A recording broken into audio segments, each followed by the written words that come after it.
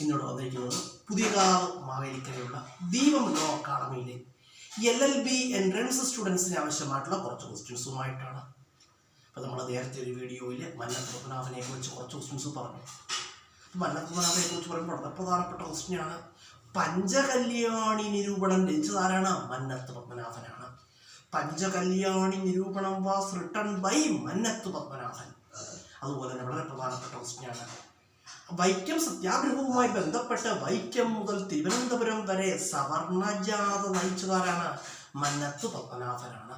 Mannath Padmanabhan leads സവർണജാഥ related to Vaikom Satyagraha. വൈക്കം സത്യാഗ്രഹവുമായി ബന്ധപ്പെട്ട് സവർണജാഥ നയിച്ചതാരാണ്? മന്നത്ത് പത്മനാഭൻ. അതുപോലെ മന്നത്ത് പത്മനാഭനെ കുറിച്ച് പറയുകയാണെങ്കിൽ ജീവശിഖ യാത്ര നയിച്ചതാരാണ്? മന്നത്ത് പത്മനാഭൻ. മന്നത്ത് പത്മനാഭൻ ലീഡ്സ് ജീവശിഖ യാത്ര. ജീവശിഖ യാത്ര നയിച്ചതാരാണ്? മന്നത്ത് പത്മനാഭനാണ്. അതുപോലെ തന്നെ 1959 നടന്ന വിമോചന സമരത്തിന്റെ നേതാവ് ആരായിരുന്നു? മന്നത്ത് പത്മനാഭനായിരുന്നു. Mannath Padmanabhan was the leader of Vimochana Samaram കേട്ടോ, ലിബറേഷൻ മൂവ്മെന്റ്. വിമോചന സമരത്തിന് നേതാവ് ആരാണ്? മന്നത്ത് പത്മനാഭനാണ്. ആരാണ്? മന്നത്ത് പത്മനാഭനാണ്. അതുപോലെ വളരെ പ്രധാനപ്പെട്ട ക്വസ്റ്റ്യനാണ്. മന്നത്ത് പത്മനാഭന്റെ ആത്മകഥ ഏതാണ്? Mannath പത്മനാഭന്റെ ആത്മകഥയാണ് Ente Jeevitha Smaranakal. Autobiography of Mannath Padmanabhan. Answer Ente Jeevitha സ്മരണകൾ. അതുപോലെ NSS എന്ന് പറഞ്ഞു. NSSന്റെ ആസ്ഥാനം എവിടെയാണ്?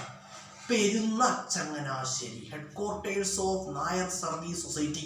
ആൻസർ പെരുന്ന. അതെവിടെയാണ്? ചങ്ങനാശ്ശേരിയാണ്. ജില്ല കോട്ടയമാണ്.